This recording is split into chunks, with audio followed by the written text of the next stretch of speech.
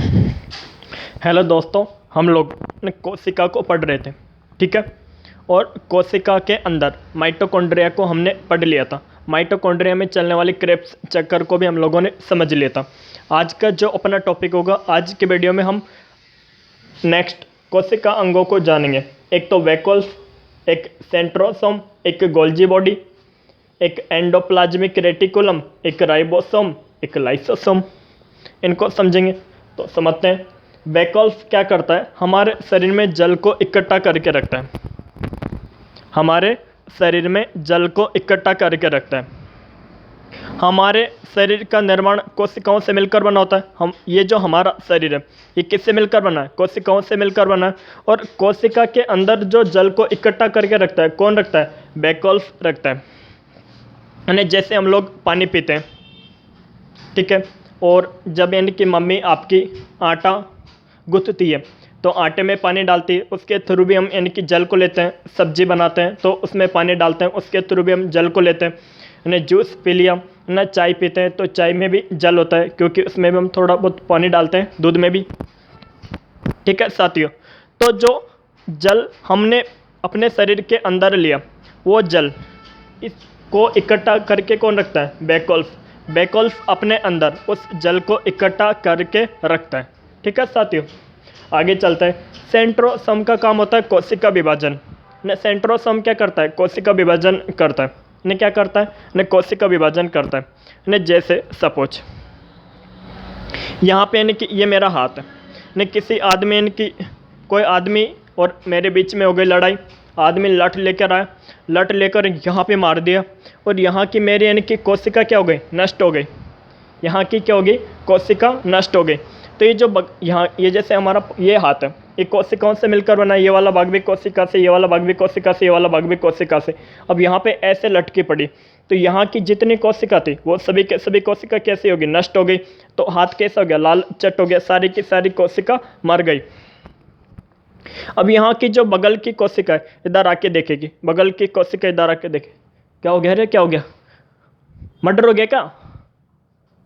Murder हो गया क्या? अरे भाई, तो को तो मर्डर की आ रही है, यहाँ तो इतना खतरनाक कांड हो गया। तो बगल की कोशिका इधर आके देखेगी, तो बगल की कोशिका इधर आके देखेगी कि यहाँ की कोशिका तो मर गई, यहाँ की कोशिका तो मर गई। अब ये क्या करेगी? जो बगल की कोशिका इधर आएगी, इन्हें ये जो बगल की कोशिकाओं का केंद्र रखकर अपने सेंट्रोसोम को आदेश देगा। जैसे यहाँ पे लट पड़ा, यहाँ की कोशिका खत्म।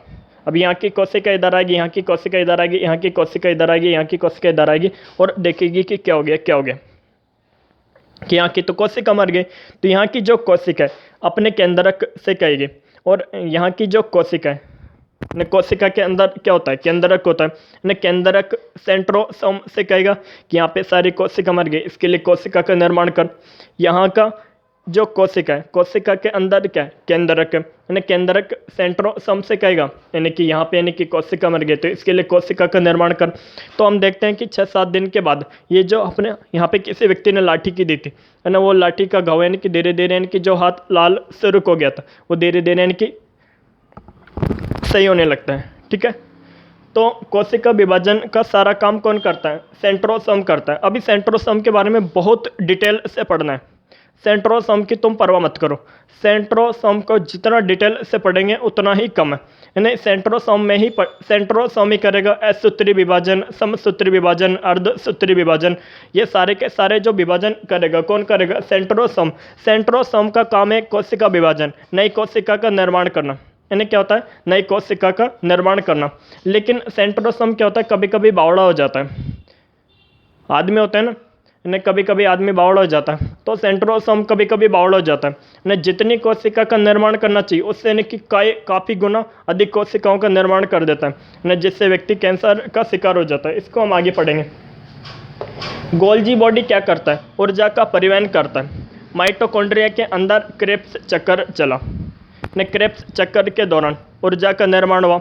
तो जो माइटोकॉन्ड्रिया के हमारा पूरा शरीर कोशिकाओं से मिलकर बना है, ये जो हमारा पूरा शरीर है ये कोशिकाओं से मिलकर बना है, ठीक है। अब इन कोशिकाओं के अंदर माइटोकॉन्ड्रिया होता है, माइटोकॉन्ड्रिया में क्रेब्स चक्कर चलता है और उसके दौरान ऊर्जा का निर्माण होता है। यानी किसका निर्माण हुआ? ऊर्जा का निर्माण हुआ। तो इस माइटोकॉन्ड्रिया क्या करता है? भेदभाव नहीं करता, भेदभाव नहीं करता, है ना। प्रत्येक अंग को समान ऊर्जा देता है। मस्तिष्क को जैसे यानी कि 10 एटीपी ऊर्जा दे दी ने, इस हाथ को भी काम करने के लिए 10 एटीपी ऊर्जा दे दी, इस हाथ को भी काम करने के लिए 10 एटीपी ऊर्जा दे दी, इस पैर को भी काम करने के लिए 10 एटीपी ऊर्जा दे दी, इस बगल के पैर को भी कार्य करने के लिए 10 एटीपी ऊर्जा दे दी।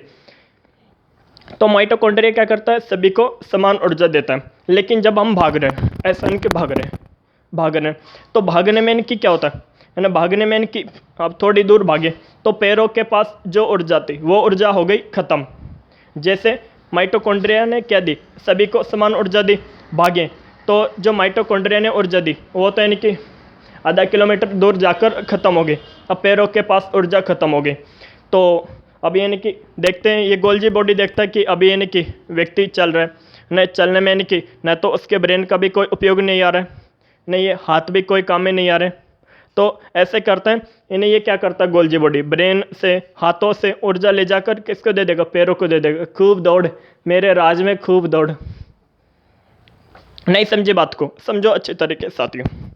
मैं क्या बोलना चाहता हूँ, गोल्जी बॉडी क्या करता है? ऊर्जा का परिवहन करता है। जैसे हम लोग पढ़ रहे हैं तो पढ़ने में इनकी मस्तिष्क का अधिक उपयोग होता है, तो पढ़ते वक्त मस्तिष्क को अधिक एनर्जी की आवश्यकता होती है। माइटोकॉन्ड्रिया ने ऊर्जा का निर्माण किया, मस्तिष्क को सपोज 10 एटीपी ऊर्जा दे दी, सभी अंगों को दे दी। अब यानी कि हम पढ़ने लगे, अब यानी कि आधे घंटे तक हमने बोल के पढ़ा तो 10 एटीपी ऊर्जा खत्म। अब मस्तिष्क को आगे पढ़ने के लिए अधिक ऊर्जा की आवश्यकता है, और ऊर्जा की आवश्यकता है। तो गोल्जी बॉडी देखता है यानी कि अभी ये छोरा पढ़ रहा है तो हाथों का कोई काम में नहीं आ रहा, न पैरों की ऊर्जा कोई काम में नहीं आ रही, और अंगों की ऊर्जा कोई काम में नहीं आ रही। तो क्या करेगा? हाथों की ऊर्जा को ले जाकर किसको दे देगा? मस्तिष्क को दे देगा। पैरों की ऊर्जा को ले जाकर मस्तिष्क को दे देगा। फिर स्टूडेंट आगे पढ़ेगा, बहुत ही मजे से आगे पढ़ेगा। तो गोल्जी बॉडी की बात आप लोगों को समझ में आई होगी। गोल्जी बॉडी क्या करता है? ऊर्जा का परिवहन करता है। यानी जो अंग काम में नहीं आ रहा उन अंगों से ऊर्जा को ले जाकर उन अंगों को दे देता है, यानी जिन अंगों को उस ऊर्जा की आवश्यकता होती है। तो ऊर्जा का परिवहन कौन करता है? Golgi body. एक होता है एंडोप्लाज्मिक रेटिकुलम। एंडोप्लाज्मिक रेटिकुलम यानी ये जो कोशिका है ना, सबसे बड़ा अंग होता है एंडोप्लाज्मिक रेटिकुलम। कोशिका के अंदर का सबसे बड़ा अंग होता है एंडोप्लाज्मिक रेटिकुलम। इसका आकार सबसे बड़ा होता है, ये कोशिका के आकार को गोल बनाए रखता है। एंडोप्लाज्मिक रेटिकुलम कोशिका के आकार को गोल बनाए रखता है। इन्हें क्या करता है? इन्हें कोशिका के आकार को गोल बनाए रखता है। इन्हें एंडोप्लाज्मिक रेटिकुलम के दो भाग होते हैं, एक तो होता है चिकना भाग, एक होता है खुरदरा भाग। तो इसको मिटा देते हैं, फिर मैं समझा दूंगा। जैसे इसके दो भाग हुए, इस तरह से यानी कि दो भाग हुए। एक तो ये तो था यानी चिकना भाग, कैसा? यानी चिकना भाग। ये क्या है? इस तरह से यानी कि खुरदरा भाग।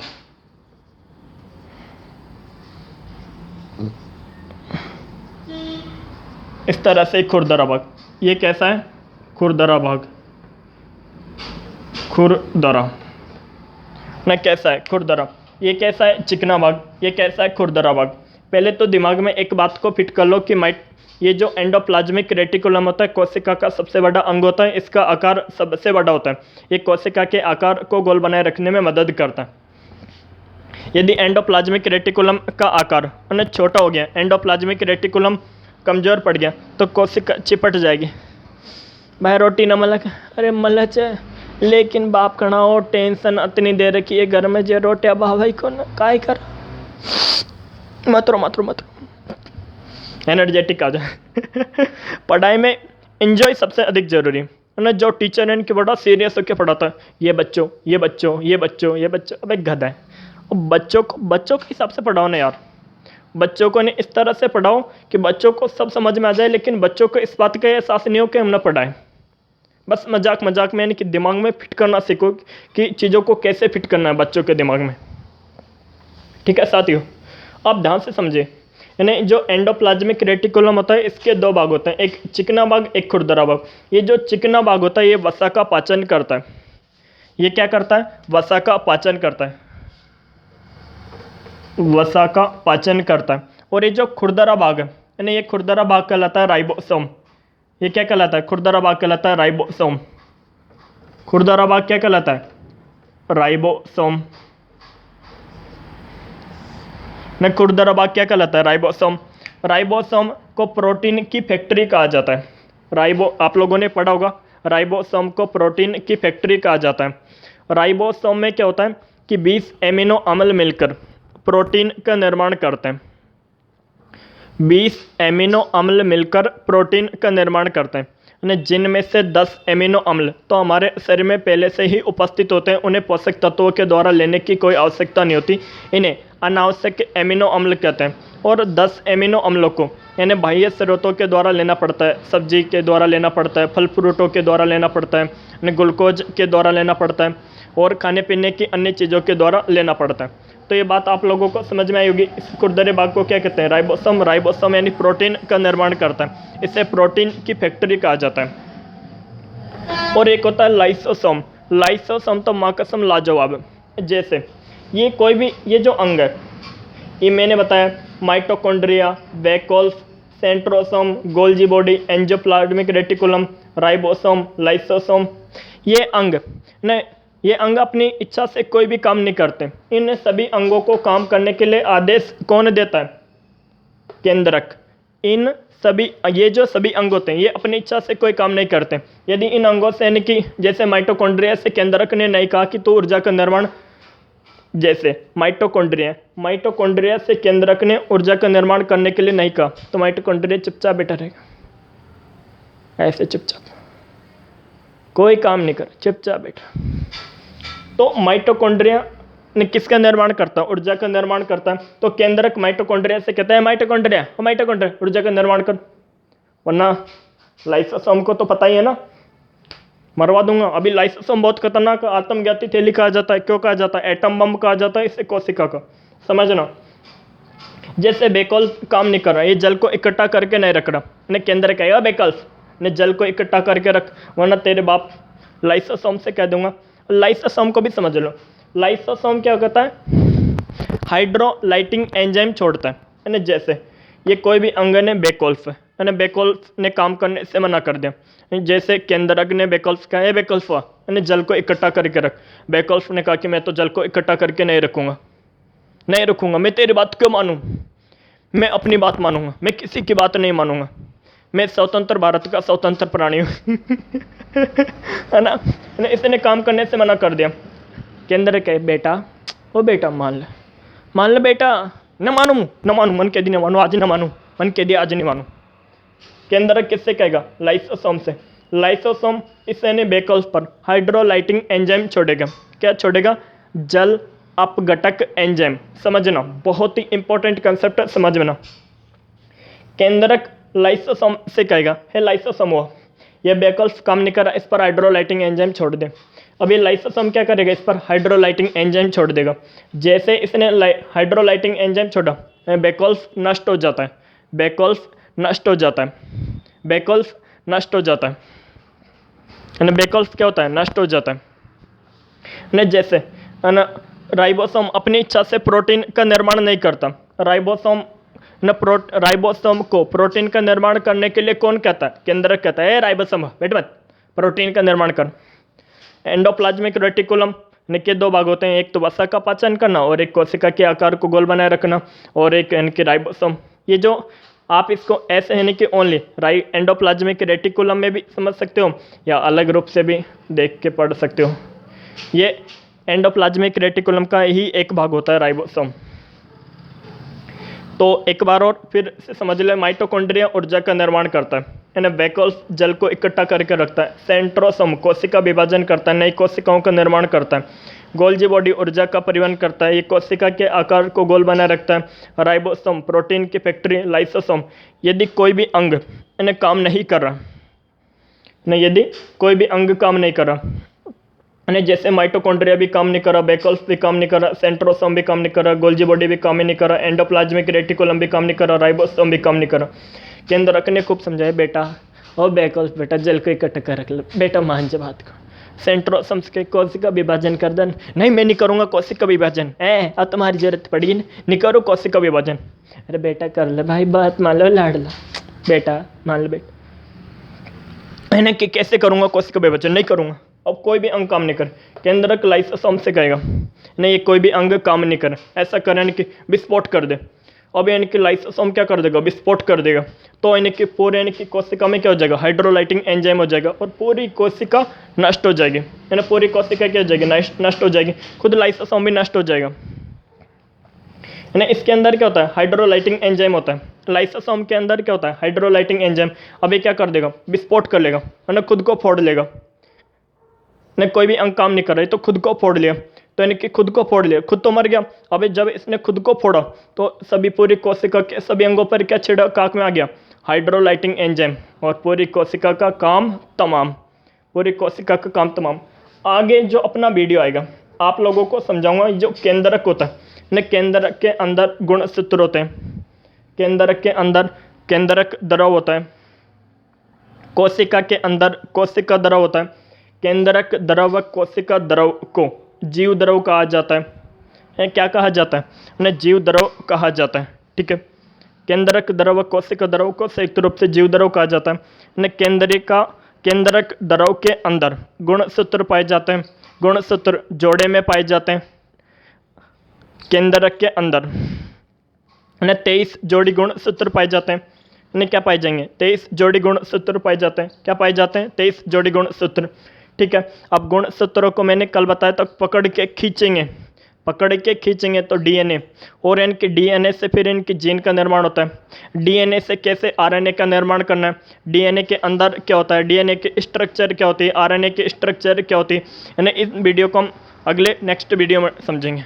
फिर डीएनए के स्ट्रक्चर वगैरह को समझ लेंगे, फिर इसके बाद में हम समझेंगे सेंट्रोसोम यानी कोशिका विभाजन, ना समसूत्री कोशिका विभाजन, असूत्री कोशिका विभाजन, अर्धसूत्री कोशिका विभाजन। आई होप आप सभी लोगों को वीडियो अच्छा लगा होगा। ठीक है साथियों, कुमार गौरव का लास्ट में एक डायलॉग सुनाता हूँ। मंजिल ने हौसलों से कहा तेरे बस की बात नहीं, हौसलों ने मंजिल की आंखों में आंखें डाल के कहा चल जुटी तेरी इतनी औकात नहीं। और वो एक डायलॉग और मारते रहते हैं, अब की बार पिता की फिक्र को फक्र में बदलना है, अब की बार पिता की फिक्र को फक्र में बदलना है। अच्छी बात है, बदलो बेटो, लौंडिया मत पटाना बस। थैंक यू साथियों।